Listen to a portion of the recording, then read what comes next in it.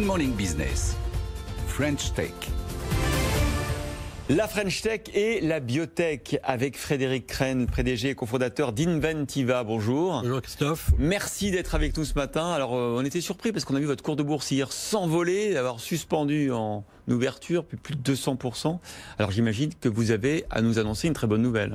Oui, effectivement, on a eu une très très bonne nouvelle avec une étude très positive dans la NASH, qui est une maladie très répandue aux États-Unis. La maladie du foie gras. Maladie du foie gras. La maladie du soda. Exactement. 300 millions de malades potentiels. Exactement. C'est affreux. Ouais, c'est 10% de la population adulte américaine. Il y a eu un article récemment en France, une étude de 200 000 patients en France. Donc c'est un problème aux États-Unis, mais également dans tous les pays bien développés. C'est un problème de malbouffe, non? Oui, tout à fait. Bon, tout à fait. Et donc difficile à traiter parce qu'on aime bien manger, mais il faut mal manger.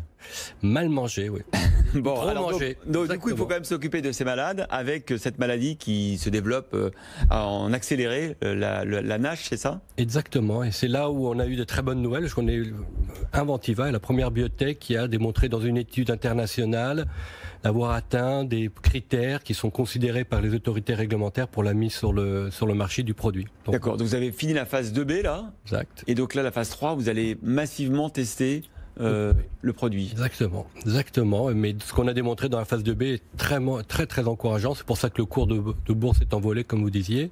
Parce qu'on a démontré que notre produit, chez 40% des patients traités, arrivait à résoudre la NASH. Alors, je suis pas expert, 40% c'est beaucoup parce qu'on se dit quand on donne un médicament, on espère que ce soit efficace à presque 100%, non? C'est énorme. Les autres, quand on regarde les concurrents, ils étaient autour de 20%, 20-25%. Nous, on était au-delà de 40%, donc c'est énorme. Votre société, elle a combien d'années? On a créé ça en 2011-2012. Et vous êtes spécialisé d'emblée sur cette maladie? Nous, on a la chance, je dis une chance parce qu'on est dans un métier risqué d'avoir plusieurs produits. Donc on a la NASH, c'est clairement, c'est notre produit le plus avancé, mais derrière, on a des équipes qui travaillent dans d'autres programmes cliniques, tout seul, comme dans la mucopolysaccharidose, qui est un programme maladie rare, mais aussi en collaboration avec AbbVie, qui est un des grands laboratoires mondiaux qui nous fait confiance pour un programme dans le psoriasis. D'accord. Combien ça va coûter ce traitement contre la maladie du foie gras, à peu près? Si vous êtes un patient américain, donc le gros des patients, ça va vous coûter, les estimations, c'est autour de 10 000 dollars par an. En Europe, ce sera considérablement plus faible, autour de 3 à 4 000. On verra. Avec l'expérience d'une prise en charge, j'imagine. Ah oui, bien sûr. Forcément. Bien sûr. Ouais. Il faut absolument prendre en charge cette maladie. Alors dites-moi, c'est pas pareil de vendre vos technologies sur le marché américain, sur le marché européen. Le prix de marché n'est pas le même. Non, c'est différent. Le malade est le même, donc la maladie reste la même, mais c'est un système de santé qui est différent. Les États-Unis reconnaissent plus qu'en Europe l'innovation. Ils sont prêts à payer pour l'innovation. En France, on a un système différent qui est différent, qui a ses avantages et inconvénients. On pourrait y passer du temps, mais pour nous, c'est clair que les États-Unis restent un marché hyper intéressant. Et donc, quand on a une French Tech, une biotech française, forcément, on regarde du côté de l'Amérique. Vous avez intérêt. Tout le temps. Donc là, avec le confinement, c'est un peu plus compliqué, mais sinon, moi, je passe mon temps continuellement aux États-Unis pour rencontrer des investisseurs, des cliniciens, tout le monde. C'est vraiment important. On peut, c'est une question importante, on ça pose régulièrement ici, on peut durablement rester une French Tech quand on est innovant comme vous, quand on réussit ses recherches.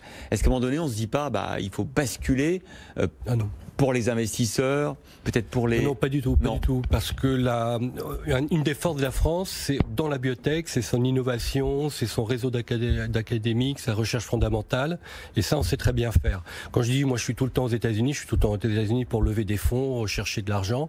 Ça, clairement, ils sont nettement plus avancés que nous, ils sont beaucoup plus intéressés que nous. On y travaille en France. On y travaille, voilà. Notamment, on essaye que les fonds d'investissement ou les assurances-vie soient un peu plus courageux et investissent plus dans la French Tech que dans les dettes d'État. Oui, tout à fait. Et il y a des très beaux fonds. Nous, on est soutenu par Sofinnova Partners, qui est un fonds français. On a Novo Ventures, et puis on a des gros fonds américains. Donc c'est bien d'équilibrer les deux. Mais pour répondre à votre question, nous, notre recherche et développement est français. Le produit, il a ses régions, ses origines en Bourgogne. Et c'est là où l'innovation a été créée. Nos brevets sont français. et ça restera comme ça dans le futur. Vous espérez que le traitement sera en vente, oui, autorisé à être prescrit à partir de quand? Ben là, on a une grosse phase 3 devant nous à réaliser. Donc, quand je dis une grosse phase 3, ça va être environ 1000 patients traités pendant 1 an.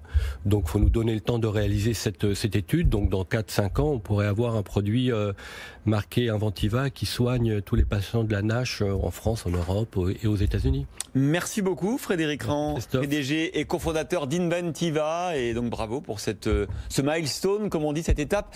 Et votre parcours boursier hier, plus de 200%, je crois, c'est ça? Exactement. Bon, merci. Merci.